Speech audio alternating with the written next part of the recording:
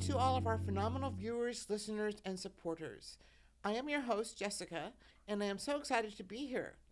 If you are new, welcome to another episode of Connected, where we discuss all things mental health, employment, and stories. Today's guest is finding his wings through peer support work. Born in the Bay Area, he spent his early adult years in Los Angeles. After experiencing the ups and downs of self-discovery, he has made his way back to the Bay Area, leading as a peer coach at our Peer Connections centers. In this episode, we will dive a little deeper on his journey through self-discovery.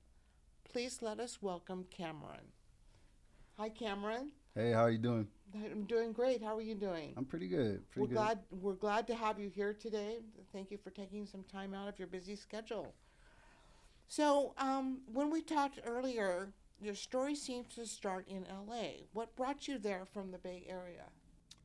Well, to be honest, the Bay Area had I've sort of had a negative association with it, right? You live here your whole life, you go to school here. I had started to feel a little stuck. And as somebody who loves music, loves entertainment, loves culture, Los Angeles was always somewhere that seemed like a hotspot, a destination for me. So I eventually, after working for many years in warehouses in Livermore, Antioch, Concord, everywhere, I was able to save up enough money to be able to move out to Venice. And I had a bunch of friends who were either in school or working in the music industry. And so it was kind of like being able to leave home, but be in a sort of community of friends and peers who were all in the music industry. So it was like, honestly, for me, a second opportunity to live out some of my childhood dreams, you know? So what part of the music industry drew you to that area? What aspect of it do you find yourself being drawn to?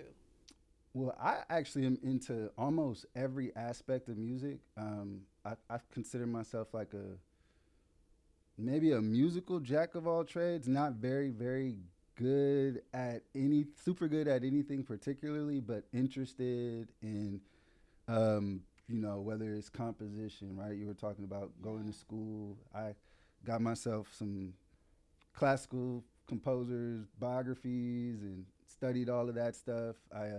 I got into production at one point, learned Ableton, Pro Tools, Reason. We have a new staff at the center, Jamal. He's a professional DJ. I did a little dibbling and dabbling with DJing. Had a music blog in college where we would basically try to put people onto new music. So always had an obsession with music. At home, I got some guitars, some bass guitars, keyboards, some wind instruments. So I love music. Yeah. All So aspects. what brought you back to the Bay Area to your roots? So it wasn't planned, to be honest. It was a situation that ended up turning out to be a blessing. With my roommate at the time in LA, he was struggling a little bit, and our living situation just became untenable. So got on the phone like I always do when I'm having a bit of trouble. Called mom. Got on the phone with mom, and she said, "Man, come on." A little of mom's wisdom. Yes, she said, "Cameron, come on home. Your family is here. This is where your community is, and maybe I can pull some strings and find you an opportunity, right, to get into the mental health field, because my mom is at NAMI, Gigi Crowder. She's the head of NAMI CC. So I honestly feel extremely lucky to have almost stumbled into this sort of work, because I was going to need a job, And my mom being in the field, she was able to recommend me to the peer centers. So you mentioned in your pre-interview that you moved back to the Bay Area but didn't feel present with the community. Can you elaborate on that experience a little bit? Yeah. And how it changed when you came back to finding a niche that For you sure. didn't expect? So being in LA, being away from family for the first time, I had to be more intentional about community. You know, because if you live somewhere for your whole life, you could probably hop in the car and take your pick and go to, an auntie's house, a cousin's house, a friend's house. But being far away from home for the first time, I had to be super intentional about trying to make connections and having that experience in LA where I was able to become part of a book club, be able to integrate with the music scene and the people out there in Venice and West Los Angeles. It just taught me that you have to be intentional about community when you don't have your built-in community, which is your family. Right. So when I moved back from Los Angeles, kind of with that new mentality, with that new understanding around being intentional about community and giving back and just being with your people, I realized that I had neglected my original community, which is my family. Okay. So before I left, I was spending a lot of time at home, a lot of time with my friends. And when I moved to LA, I realized that I had taken my family and the people who I'd grown up with for granted. And I didn't want to make that mistake again when I came back. So I was very aware that, I have a cousin 5 minutes away who I haven't seen in 3 weeks, or I have an auntie who lives down the way who is on the way home from work. I could just stop over there, So just growing up and being more intentional about community and not just expecting those things to be there. That was something that I became really conscious of after being in LA and being a part of so many different organizations and things in an attempt to make connection. That is awesome. What a great introspection that you followed into. That is wonderful. So why are you so passionate about peer support work? Honestly, it's like golden rule stuff, right? Treat people the way you want to be treated. Being able to serve as somebody who grew up Christian at church probably 4 or 5 days a week. That's just what we did in my family. We're gonna go to church. At church, we're probably gonna do something that involves giving back. It might be, knocking on doors. It might be giving food out. It might be volunteering in the ministry. So just being able to give back in some sort of way. That's awesome. part of my family culture for sure. Yeah. What do you find is the most rewarding part of your work at Peer Connection Center? The most rewarding part for me is probably when you're able to make a material difference in somebody's life, actually connect them to a real resource. As much as I love talking to people, having a good day, having fun, I think the real wins are when we can kind of change somebody's life in a way that they couldn't have necessarily done on their own. So just really to be a service.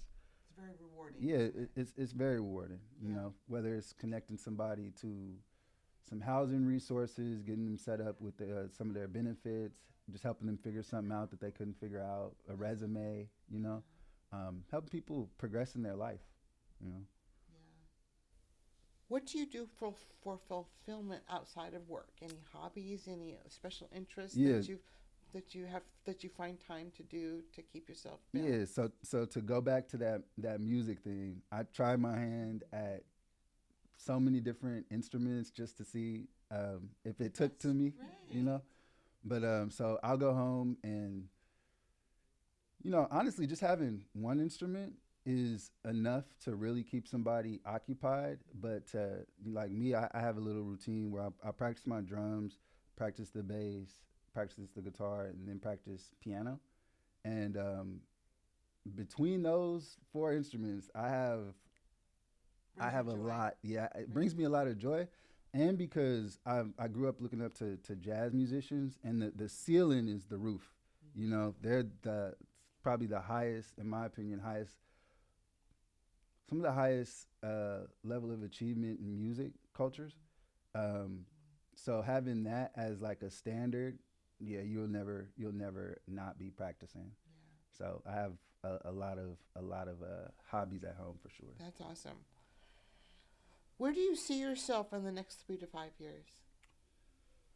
Or do you have that vision yet? I mean, it's possible that you're still getting your feet wet and feeling the waters out? So that's an interesting question because I kind of, and I don't know if I'm like psyching myself out, but I already feel like within this field, I'm where I want to be because coming in as a peer coach and then moving up to lead peer coach, I realized that the more professional achievement you have, unfortunately, the farther and farther away you actually get from being right there and interacting with members or working, actually facilitating workshops and things like that.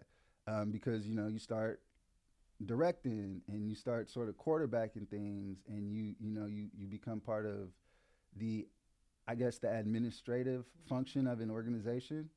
And I feel like I'm in the sweet spot because I have the opportunity to still, yeah, to do both, to sometimes go with our director over to some tabling event, right, and make some connections with some of the different organizations in the community.